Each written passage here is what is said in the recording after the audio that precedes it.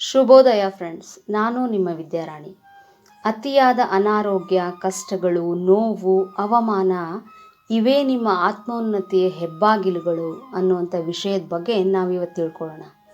ತುಂಬ ಜನ ನಿತ್ಯ ಬದುಕಲ್ಲಿ ಒಂದಿಲ್ಲೊಂದು ವಿಚಾರಗಳಿಗೆ ತುಂಬ ಗೊಣಗೋದನ್ನು, ಕೊರಗೋದನ್ನು ನಾವು ನೋಡ್ತಿರ್ತೀವಿ. ಒಂದು ಕಾಲಘಟ್ಟದಲ್ಲಿ ನಾವು ಇವರಂತೆಯೇ ಇದ್ವಿ ಅನ್ನೋದಂತೂ ಸತ್ಯ. ಕೆಲವರಿಗೆ ಮುಗಿಯದ ಅನಾರೋಗ್ಯ ಸಮಸ್ಯೆಗಳು, ಅದೆಷ್ಟು ಅಂದರೆ ಒಂದರ ಹಿಂದೆ ಒಂದು ಆರೋಗ್ಯದ ತೊಂದರೆಗಳು, ನರಳಾಟ. ನಮಗೆ ಮಾತ್ರ ಆರೋಗ್ಯ ಸಮಸ್ಯೆ ಬೇತಾಳದ ಹಾಗೆ ಬೆನ್ನು ಹತ್ತಿದೆಯಾ, ಮಿಕ್ಕವರೆಲ್ಲ ಚೆನ್ನಾಗೇ ಇದ್ದಾರೆ ಅನ್ನೋವಷ್ಟು ನಿರಂತರ ಅನಾರೋಗ್ಯ.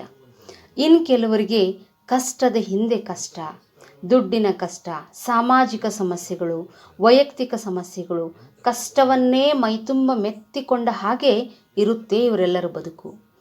ಪ್ರಾಬ್ಲಮ್ಸ್ ಮೇಲೆ ಪ್ರಾಬ್ಲಮ್ಸ್, ಈ ಜೀವನವೇ ನಮ್ಮ ಅಜನ್ಮ ವೈರಿ ಅನ್ನೋ ಹಾಗೆ ಹೆಜ್ಜೆ ಹೆಜ್ಜೆಗೂ ನಮ್ಮನ್ನು ಹೊರಗೆ ಹಚ್ಚುತ್ತಿರುತ್ತೆ ಬದುಕು. ಸತ್ಯವೇನೆಂದರೆ, ಈ ಸಮಸ್ಯೆಗಳು ನಮಗೆ ತೊಂದರೆ ಕೊಡ್ತೀವಿ ಅಂತ ಬಾಹ್ಯವಾಗಿ ಅನಿಸಿದರೂ ಕೂಡ ಇವೆಲ್ಲ ನಮಗಾಗಿ, ನಮ್ಮ ಆತ್ಮೋನ್ನತಿಗಾಗಿ ಬಂದಿರುವಂತಹ ಸುವರ್ಣಾವಕಾಶಗಳು. ನಂಬ್ತೀರಾ ನೀವು? ಹೌದು ಫ್ರೆಂಡ್ಸ್, ಅತಿಯಾದ ಅನಾರೋಗ್ಯ ಸಮಸ್ಯೆಗಳು, ಕಷ್ಟಗಳು, ನೋವು, ಅವಮಾನ ಇವೆಲ್ಲ ನಮ್ಮ ಆತ್ಮದ ಉನ್ನತಿಗಾಗಿ ಬಂದಿರುವಂತಹ ಅವಕಾಶಗಳೇ ಸರಿ. ಹೇಗೆ ಅಂತೀರಾ? ಭಗವದ್ಗೀತೆಯಲ್ಲಿ ಒಂದು ಮಾತಿದೆ, ಪೂರ್ವ ಜನ್ಮ ಕೃತಂ ಪಾಪಂ ವ್ಯಾಧಿ ರೂಪೇಣ ಪೀಡಿತ ಅಂತ. ಸೊ ಹಾಗಂದರೆ ಹಿಂದಿನ ಜನ್ಮದಲ್ಲಿ ನಾವು ಮಾಡಿದಂತಹ ಪಾಪ ಕರ್ಮಗಳು ಇವತ್ತಿನ ಜೀವನದಲ್ಲಿ ವ್ಯಾಧಿ ರೂಪವಾಗಿ, ಅಂದರೆ ರೋಗದ ರೂಪವಾಗಿ ನಮ್ಮನ್ನು ಪೀಡಿಸ್ತಾ ಇರುತ್ತವೆ. ಅಂದರೆ ಹಿಂದಿನ ಕರ್ಮಗಳಿಂದ ನಮಗೆ ಮುಕ್ತಿಯನ್ನು ಕೊಡಿಸೋದಕ್ಕಾಗಿಯೇ ಈ ಜನ್ಮದಲ್ಲಿ ನಮಗೆ ರೋಗಗಳು ಬಂದಿರುತ್ತವೆ. ಹಾಗಾಗಿ ನಾವು ಯಾವುದನ್ನು ವಿರೋಧಿಸಬಾರ್ದು. ಈ ಭೂಮಿ ಒಂದು ಪಾಠಶಾಲೆ. ಇಲ್ಲಿಗೆ ನಾವು ಬರೋದೇ ಅನುಭವಗಳನ್ನು ಹೊಂದಲಿಕ್ಕಾಗಿ. ಇಷ್ಟು ದೊಡ್ಡ ಬ್ರಹ್ಮಾಂಡದಲ್ಲಿ ಭೂಮಿಯ ಮೇಲೆ ಮಾತ್ರ ಅನುಭವಗಳನ್ನು ಪಡೀಲಿಕ್ಕೆ ಸಾಧ್ಯ. ಕರ್ಮ ಚಕ್ರದಲ್ಲಿ ವೇಗವಾಗಿ ಉನ್ನತಿಯನ್ನು ಹೊಂದೋದಕ್ಕೆ ಭೂಮಿಯ ಮೇಲೆ ಮಾತ್ರ ಸಾಧ್ಯ. ಹಾಗಾಗಿ ಭೂಮಿಯ ಮೇಲೆ ಜನ್ಮ ತಳೆದಿರೋ ನಾವೆಲ್ಲರೂ ಮಹಾನ್ ಪುಣ್ಯವಂತರೇ ಸರಿ. ಹಾಗಾಗಿ ಈ ಜೀವನದಲ್ಲಿ ಬರ್ತಕ್ಕಂತಹ ಪ್ರತಿಯೊಂದನ್ನು ಸ್ವೀಕರಿಸೋದು ಬಹಳ ಇಂಪಾರ್ಟೆಂಟ್ ಆಗುತ್ತೆ ಫ್ರೆಂಡ್ಸ್. ಇನ್ನು ಅರಿವಿನ ಕೊರತೆ ನಮಗೆ ಇವೆಲ್ಲವನ್ನು ತೊಂದರೆ ಅಂತ ಅನಿಸೋದಕ್ಕೆ ಕಾರಣ ಆಗುತ್ತೆ. ಯಾವುದೇ ಇವತ್ತಿನ ದಿನದಲ್ಲಿ ನಾವು ಅನುಭವಿಸಿರ್ತಕ್ಕಂಥ ಯಾವುದೇ ಸಮಸ್ಯಾ ರೂಪದ ಯಾವುದೇ ಸನ್ನಿವೇಶವನ್ನು ನಾವು ಇದನ್ನು ನಾನೇ ಆಯ್ಕೆ ಮಾಡ್ಕೊಂಡು ಬಂದಿದ್ದೀನಿ ಅನ್ನುವಂತಹ ಒಂದು ಸರಳವಾದ ಚಿಕ್ಕ ತಿಳುವಳಿಕೆಯನ್ನು ಹೊಂದಿದ್ರೆ ಅದು ಯಾವತ್ತೂ ನಮಗೆ ತೊಂದರೆ ಅಂತ ಅನಿಸಲ್ಲ. ನಾವೇ ಆಯ್ಕೆ ಮಾಡಿಕೊಂಡ ಬದುಕನ್ನು ನಾವು ಹೇಗೆ ದೂಷಿಸೋದಕ್ಕೆ ಸಾಧ್ಯ? ನಾವೇ ಆಯ್ಕೆ ಮಾಡ್ಕೊಂಡು ಬಂದಿದ್ದೀವಿ ಅಂದಮೇಲೆ ಅದು ನಮಗೆ ಒಳ್ಳೆಯದನ್ನೇ ಮಾಡುತ್ತೆ.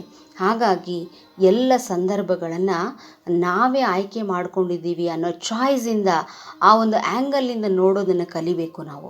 ಆಗ ನಮಗೆ ಯಾವತ್ತೂ ಪ್ರಾಬ್ಲಮ್ ಅಂತ ಅನಿಸೋದೇ ಇಲ್ಲ. ಇನ್ನು ಧ್ಯಾನ ಅನ್ನುವಂತಹ ದೊಡ್ಡ ಬ್ರಹ್ಮಾಸ್ತ್ರ ನಮ್ಮ ಕೈಲಿದೆ. ಧ್ಯಾನ ನಮ್ಮ ಅರಿವನ್ನು ಹೆಚ್ಚು ಮಾಡುತ್ತೆ. ಯಾವುದರ ಅರಿವು? ಪ್ರತಿಯೊಂದು ಸಮಸ್ಯೆಯನ್ನು ನೋಡುವಂತಹ ದೃಷ್ಟಿಕೋನದ ಅರಿವು.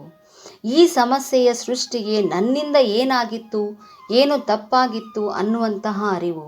ಅದನ್ನು ನಾನೇ ಮಾಡಿದ ಕರ್ಮವನ್ನು ನಾನೇ ಹೇಗೆ ರಿಸಾಲ್ವ್ ಮಾಡಿಕೊಳ್ಳೋದು ಅನ್ನುವಂಥ ಅರಿವು.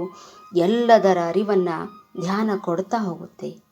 ಪ್ರಸಕ್ತ ಸ್ಥಿತಿಯಲ್ಲಿ ನಾವು ರಿಯಾಕ್ಟ್ ಮಾಡುವ ರೀತಿಯನ್ನು ನಾವು ಬದಲಾಯಿಸ್ಕೊಳ್ಳುವಂಥ ಅವಶ್ಯಕತೆ ಇದೆ ಫ್ರೆಂಡ್ಸ್. ಯಾವುದೇ ಸನ್ನಿವೇಶವನ್ನು, ವ್ಯಕ್ತಿಯನ್ನು, ಏನನ್ನೇ ಆಗಲಿ, ಅದು ನಮಗೆ ಸಮಸ್ಯಾತ್ಮಕ ಅಂತ ಯಾವಾಗ ಅನಿಸೋದಕ್ಕೆ ಶುರುವಾಗುತ್ತೋ ಅದಕ್ಕೆ ನಾವು ರಿಯಾಕ್ಟ್ ಮಾಡೋ ರೀತಿಯನ್ನು ಬದಲಾಯಿಸ್ಕೊಳ್ಬೇಕು. ಯಾವುದರ ಬಗ್ಗೆ ನಾವು ಹೆಚ್ಚು ಆಲೋಚನೆ ಮಾಡ್ತೀವೋ ಅದು ಸಮಸ್ಯೆಯಾಗಿ ಬೆಳೀತಾ ಹೋಗುತ್ತೆ. ಅದನ್ನು ಆಲೋಚನೆ ಮಾಡೋದನ್ನೇ ನಿಲ್ಲಿಸಿದ್ವಿ ಅಂದರೆ ಆ ಪ್ರಾಬ್ಲಮ್ ಅಲ್ಲಿಗೆ ಎಂಡ್ ಆಗುತ್ತೆ. ಹಾಗಾಗಿ stop thinking end the problem ಪಾಲಿಸಿಯನ್ನು ನಾವು ಪ್ರಾಕ್ಟೀಸ್ ಮಾಡಿದಾಗ ಪ್ರತಿಯೊಂದು ಪರಿಸ್ಥಿತಿಗೂ ನಾವು ರಿಯಾಕ್ಟ್ ಮಾಡುವಂಥ ರೀತಿ ಬದಲಾಗುತ್ತೆ. ಸ್ವೀಕೃತಿಯ ಮನಸ್ಥಿತಿಯನ್ನು ನಾವು ಬೆಳೆಸ್ಕೊಳ್ಳೇಬೇಕು. ಎಲ್ಲವನ್ನು ಸಮಾಧಾನವಾಗಿ ಒಂದೇ ರೀತಿಯಾಗಿ ಸ್ವೀಕೃತಿ ಮಾಡ್ಕೊಳ್ಳೋದನ್ನು ನಾವು ಕಲೀಲೇಬೇಕಾದ ಅವಶ್ಯಕತೆ ಇದೆ. ಹಾಗಾಗಿ ಈ ಲೈಫ್ ಡಿಸೈನ್ ತುಂಬ ಬ್ಯೂಟಿಫುಲ್ ಆಗಿದೆ. ನನಗಿದರಿಂದ ಹಿಂದಿನದಕ್ಕಿಂತ ಹೆಚ್ಚು ಆತ್ಮೋನ್ನತಿ ಆಗುತ್ತೆ ಅನ್ನೋ ಕಾರಣಕ್ಕೇ ನಾನು ಈ ಡಿಸೈನನ್ನು ಆಯ್ಕೆ ಮಾಡ್ಕೊಂಡಿದ್ದೀನಿ.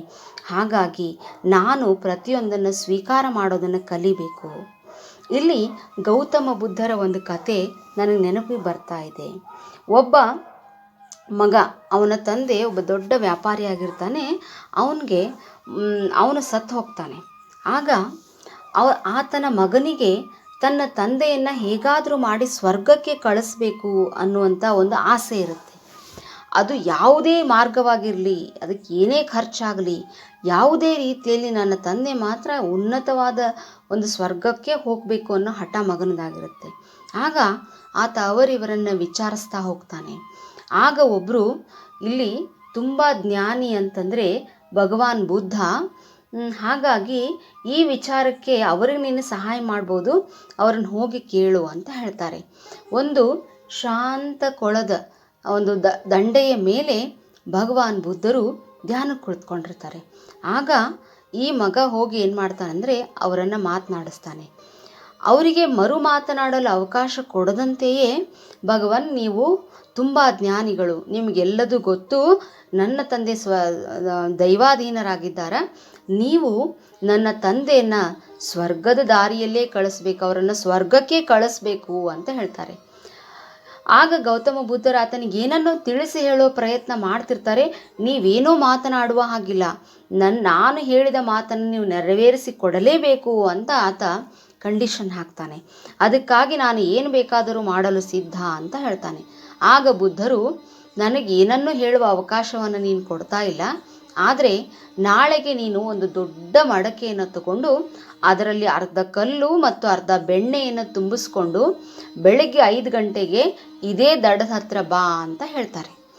ಆಗ ಮಗ ಹೋಗಿ ಇವರು ಹೇಳಿದ ವಸ್ತುಗಳನ್ನು, ಅಂದರೆ ದೊಡ್ಡ ಮಡಕೆಯನ್ನು, ಅದರ ಅರ್ಧ ಭಾಗ ಕಲ್ಲುಗಳನ್ನು, ಇನ್ನರ್ಧ ಭಾಗ ಬೆಣ್ಣೆಯನ್ನು ತುಂಬಿಸ್ಕೊಂಡು ಅದನ್ನು ಭಾರವಾದ ಮಡಕೆಯನ್ನು ಹೊತ್ಕೊಂಡು ಗೌತಮರ ಹತ್ರ ಬರ್ತಾರೆ. ಬಂದಾಗ ಗೌತಮರು, ನಿನ್ನ ತಂದೆ ಸ್ವರ್ಗಕ್ಕೆ ಹೋಗ್ಬೇಕಂತಂದರೆ ನೀನು ಈ ಭಾರವಾದ ಮಡಕೆಯನ್ನು ಬೆನ್ನ ಮೇಲೆ ಹೊತ್ತು ಈ ದೊಡ್ಡ ಸರೋವರವನ್ನು 3 ಸುತ್ತು ಹಾಕಬೇಕು ಅಂತ ಹೇಳ್ತಾರೆ. ತುಂಬಾ ಕಷ್ಟಪಟ್ಟು ಆ ಭಾರವಾದ ಮಡಕೆಯನ್ನು ಹೊತ್ಕೊಂಡು ಆತ 3 ಸುತ್ತುಗಳನ್ನು ಹಾಕ್ತಾನೆ. ಅದಾದ ನಂತರ ಈ ಭಾರವಾದ ಮಡಕೆಯನ್ನು ಹೊತ್ತು ನಿನ್ನ ದೇಹದ 3/4 ಭಾಗದ ಅಳತೆಯವರೆಗೂ ನೀರು ಬರೋ ತನ ನೀನು ಈ ಕೊಳದಲ್ಲಿ ಇಳಿ ಅಂತ ಹೇಳ್ತಾರೆ. ಆತ ಇಳಿತಾನೆ. ಇಳಿದ ಮೇಲೆ ಈಗೇನು ಮಾಡಲಿ ಅಂತ ಕೇಳ್ತಾನೆ. ಆಗ ಒಂದೇ ಹೊಡೆತಕ್ಕೆ ಮಡಕೆಯನ್ನು ನೀನು ಒಡಿಬೇಕು. ಅದಕ್ಕಾಗಿ ಅವರು ಒಂದು ಬಡಗಿಯನ್ನು ಕೂಡ ಕೊಡ್ತಾರೆ. ಒಂದೇ ಹೊಡೆತಕ್ಕೆ ಈ ಮಡಕೆಯನ್ನು ಒಡಿಬೇಕು. ಒಂದು ವೇಳೆ ನಿನ್ನ ತಂದೆ ಸ್ವರ್ಗಕ್ಕೆ ಹೋಗುವುದಕ್ಕೆ ಪಾತ್ರರಾಗಿದ್ದರೆ ಕಲ್ಲುಗಳು ಮೇಲೆ ತೇಲುತ್ತವೆ, ಬೆಣ್ಣೆ ಮುಳುಗುತ್ತೆ ಅಂತ ಹೇಳ್ತಾರೆ. ಆತನಿಗೆ ತುಂಬ ಟಯರ್ಡ್ ಆಗಿರುತ್ತೆ. ಆದರೂ ಪ್ರಯತ್ನಪಟ್ಟು ಒಂದೇ ಹೊಡೆತದಲ್ಲಿ ಅದನ್ನು ಹೊಡಿಲಿಕ್ಕೆ ಪ್ರಯತ್ನಪಟ್ಟು ಯಶಸ್ವಿ ಆಗ್ತಾನೆ. ಆಗ ಗೌತಮ ಬುದ್ಧರು ಹೇಳೋ ಮಾತು, ಕೊನೆಯ ಮಾತಿನ ಕಡೆ ಆತನ ಗಮನವೇ ಇರಲ್ಲ. ಕಲ್ಲು ಮೇಲೆ ತೇಲ್ತವೆ ಅಂದರೆ ಮಾತ್ರ ನನ್ನ ತಂದೆ ಸ್ವರ್ಗಕ್ಕೆ ಹೋಗ್ತಾರೆ ಅನ್ನೋ ಕಲ್ಪನೆ ಮಾತ್ರ ಆತನಿಗಿರುತ್ತೆ. ಆ ಮಡಕೆಯನ್ನು ಒಡೆದ ಮೇಲೆ ಯಥಾಸ್ಥಿತಿ ವಾಸ್ತವವಾಗಿ ಕಲ್ಲುಗಳ ಮೇಲಕ್ಕೆ ಹೇಗೆ ಬರ್ತವೆ? ಕಲ್ಲುಗಳು ಮುಳುಗ್ಬಿಡ್ತವೆ, ಬೆಣ್ಣೆ ತೇಲುತ್ತೆ. ಆಗ ಆತನಿಗೆ ಏನು ಅರ್ಥ ಆಗುತ್ತೆ ಅಂದರೆ, ನನ್ನ ತಂದೆ ಸ್ವರ್ಗಕ್ಕೆ ಹೋಗ್ತಾ ಇಲ್ಲ, ಯಾಕಂದರೆ ಕಲ್ಲುಗಳ ಮೇಲೆ ಬರಲಿಲ್ಲ. ಸೊ ಈ ಥರ ಅವನಿಗೆ ಅರ್ಥ ಆಗುತ್ತೆ. ಆಗ ಆತ ಗೌತಮ ಬುದ್ಧರನ್ನು ಕೇಳ್ತಾನೆ, ನಾನು ನಿಮಗೆ ಹಾಕಿದ್ದಂತಹ ಕಂಡೀಷನ್ ಏನು? ನನ್ನ ತಂದೆಯನ್ನು ಸ್ವರ್ಗಕ್ಕೆ ಕಳಿಸಬೇಕು ಅಂತ ಅಲ್ವೇ ಅಂತ ಕೇಳ್ತಾನೆ. ಆಗ ಗೌತಮರು ಹೇಳ್ತಾರೆ, ಯಾವ ರೀತಿಯಲ್ಲಿ ನೀನು ಆಲೋಚನೆ ಮಾಡಿದ್ರೂ ಈ ಒಂದು ಸತ್ಯವನ್ನು ನೀನು ಅಲ್ಲಗಳೆಯೋಕ್ಕೆ ಸಾಧ್ಯನೇ ಇಲ್ಲ. ಕಲ್ಲು ಎಂದಿದ್ರೂ ಮುಳುಗಲೇಬೇಕು, ಬೆಣ್ಣೆ ಎಂದಿದ್ರೂ ತೇಲಲೇಬೇಕು ಅಂತ ಹೇಳ್ತಾರೆ. ಆಗ ಆತನಿಗೆ ಜ್ಞಾನೋದಯವಾಗುತ್ತೆ. ಹೌದಲ್ವೇ ಅಂತ ಅನಿಸುತ್ತೆ. ಆಗ ಗೌತಮರು ಹೇಳ್ತಾರೆ, ನಿನ್ನ ತಂದೆ ಬೆಣ್ಣೆಯ ಹಾಗೆ ಒಳ್ಳೆಯ ಕೆಲಸವನ್ನು ಮಾಡಿದರೆ ಅವರು ಸ್ವರ್ಗಕ್ಕೆ ತಾನಾಗಿ ಹೋಗ್ತಾರಪ್ಪ, ನೀನು ಯಾಕೆ ಅವರನ್ನು ಕಳಿಸುವ ಪ್ರಯತ್ನವನ್ನು ಮಾಡ್ತಿದ್ದಿ? ಅವರು ಪಾಪ ಕರ್ಮಗಳನ್ನು ಮಾಡಿದ್ರೆ ನೀನು ಹೇಳಿದ್ರು ನಾನು ಹೇಳಿದ್ರು ಅವ್ರು ಹೋಗೋದು ಪಾತಾಳಕ್ಕೇನೆ ಅಂತ ಹೇಳ್ತಾರೆ. ಆಗ ಈ ಸತ್ಯವನ್ನು ನೀವು ನಿನ್ನೆನೇ ಹೇಳ್ಬೋದಾಗಿತ್ತಲ್ಲ ನನಗೆ ಅಂತ ಕೇಳಿದಾಗ, ನೀನು ಯಾವ ವಿಚಾರವನ್ನು ಕೂಡ ಇಲ್ಲಿ ನನಗೆ ಹೇಳಲಿಕ್ಕೆ ಅವಕಾಶವನ್ನೇ ಕೊಡಲಿಲ್ಲ ಅಂತ ಕೇಳ್ತಾರೆ. ಆಗ ಆತನಿಗೆ ತುಂಬಾ ನೋವಾಗುತ್ತೆ. ನನ್ನ ತಂದೆ ಸ್ವರ್ಗಕ್ಕೆ ಹೋಗಬೇಕಾಗಿತ್ತು, ಆದರೆ ಅವರು ನರಕಕ್ಕೆ ಹೋಗಿರ್ತಾರೆ. ಯಾಕಂದರೆ ತಂದೆಯ ತಪ್ಪುಗಳು ಕರ್ಮಗಳೆಲ್ಲ ಆತನಿಗೆ ತಿಳಿದಿರುತ್ತೆ. ಆಗ ಗೌತಮರು ಹೇಳ್ತಾರೆ, ನೋಡು, ನೀನು ನೊಂದುಕೊಂಡು ಇಷ್ಟೊಂದು ದುಃಖ ಪಡುವ ಅವಶ್ಯಕತೆ ಇಲ್ಲ. ಪ್ರತಿಯೊಂದು ದುಃಖವೂ ನಿನ್ನ ಆತ್ಮೋನ್ನತಿಗಾಗಿ ಬಂದಿರುವಂಥದ್ದೇ. ನೀನು ನಿನ್ನ ತಂದೆಯನ್ನು ಸ್ವರ್ಗಕ್ಕೆ ಕಳಿಸುವಲ್ಲಿ ಪಟ್ಟಂತಹ ಪಾಡು, ಅಲೆದಾಟ, ಈ ಎಲ್ಲ ಕಷ್ಟ, ಈ ಕಷ್ಟವೂ ಕೂಡ ನಿನ್ನ ಆತ್ಮೋನ್ನತಿಗಾಗಿ ಬಂದಿರುವಂಥದ್ದೇ. ಹಾಗಾಗಿ ಎಲ್ಲವನ್ನು ಸ್ವೀಕರಿಸು, ಸಮಾನ ಮನಸ್ಥಿತಿಯಿಂದ ಇರೋದನ್ನು ಕಲೆ. ನೀನು ಇನ್ನು ಮುಂದಾದರೂ ಕೂಡ ಯಾವ ಮಾರ್ಗದಲ್ಲಿ ಸಾಗಬೇಕು ಅನ್ನೋದನ್ನು ಆಲೋಚನೆ ಮಾಡಿ ಸಾಗು ಅಂತ ಹೇಳ್ತಾರೆ. ಆಗ ಆತನಿಗೆ ಜ್ಞಾನೋದಯವಾಗುತ್ತೆ. ನಾನು ಹೇಗಿದ್ದರೆ ನನ್ನ ಮುಂದಿನ ಬದುಕು ಉತ್ತಮವಾಗಿರುತ್ತೆ, ನನ್ನ ಆತ್ಮೋನ್ನತಿ ಆಗುತ್ತೆ ಅನ್ನುವಂಥ ಸತ್ಯವನ್ನು ಆತ ಅರಿತುಕೊಂಡ ಮೇಲೆ ಭಗವಾನ್ ಬುದ್ಧರ ಶಿಷ್ಯತ್ವವನ್ನು ಪಡಿತಾನೆ. ಆತನು ಕೂಡ ಒಬ್ಬ ಧ್ಯಾನಿ ಆಗ್ತಾನೆ, ಯೋಗಿ ಆಗ್ತಾನೆ. ಹಾಗಾಗಿ ಫ್ರೆಂಡ್ಸ್, ನಮಗೆ ಬಂದಿರುವಂತಹ ಅತಿಯಾದ ಅನಾರೋಗ್ಯವನ್ನಾಗಲಿ, ಕಷ್ಟವನ್ನಾಗಲಿ, ನೋವು ಅವಮಾನಗಳನ್ನಾಗಲಿ ಯಾವುದೇ ಕಾರಣಕ್ಕೂ ವಿರೋಧಿಸಬೇಡಿ. ಅದನ್ನು ಇನ್ಯಾರೋ ನಿಮಗೆ ತಂದು ಕೊಟ್ಟರು ಅಂತ ಯಾರನ್ನು ದೂಷಿಸಬೇಡಿ. ಅದೆಲ್ಲವೂ ನಿಮಗಾಗಿ, ನಿಮ್ಮ ಆತ್ಮದ ಉದ್ಧಾರಕ್ಕಾಗಿ ಬಂದಂತಹ ಗಿಫ್ಟ್ಗಳು. ಗಿಫ್ಟನ್ನು ಎಷ್ಟು ಪ್ರೀತಿಯಿಂದ, ಎಷ್ಟು ಖುಷಿಯಿಂದ ಸ್ವೀಕರಿಸ್ತೀರೋ, ಇವುಗಳನ್ನು ಕೂಡ ಅಷ್ಟೇ ಖುಷಿಯಿಂದ, ಪ್ರೀತಿಯಿಂದ ಸ್ವೀಕರಿಸಿ. ಸ್ವೀಕೃತಿಯ ಮನೋಭಾವ ಯಾವುದೇ ಸಮಸ್ಯೆಯ ತೀವ್ರತೆಯನ್ನು ಸಂಪೂರ್ಣವಾಗಿ ಕಡಿಮೆನೇ ಮಾಡಿಬಿಡುತ್ತೆ. ಹಾಗಾಗಿ ನಾವು ಇವೆಲ್ಲವನ್ನು ಅನಾರೋಗ್ಯ, ಕಷ್ಟ, ನೋವು, ಅವಮಾನಗಳನ್ನು ನೋಡುವ ದೃಷ್ಟಿಕೋನವನ್ನೇ ಬದಲಾಯಿಸಿಕೊಳ್ಳೋಣ. ಆತ್ಮೋನ್ನತಿಗಾಗಿ ಎಷ್ಟೊಂದು ಅವಕಾಶಗಳಿವೆ ಅಲ್ವೇ, ಬಳಸ್ಕೊಳ್ಳೋಣ. ನಾವು ಕೂಡ ಆತ್ಮದ ಉನ್ನತಿಯ ಹಾದಿಯಲ್ಲಿ ಸಾಗೋಣ. ಜೊತೆಗೆ ಇನ್ನೊಬ್ಬರ ಆತ್ಮದ ಉನ್ನತಿಗಾಗಿ ನಮ್ಮಿಂದ ಏನು ಸಹಾಯ ಆಗುತ್ತೋ ಅದನ್ನೆಲ್ಲ ನಾವು ಮಾಡೋಣ.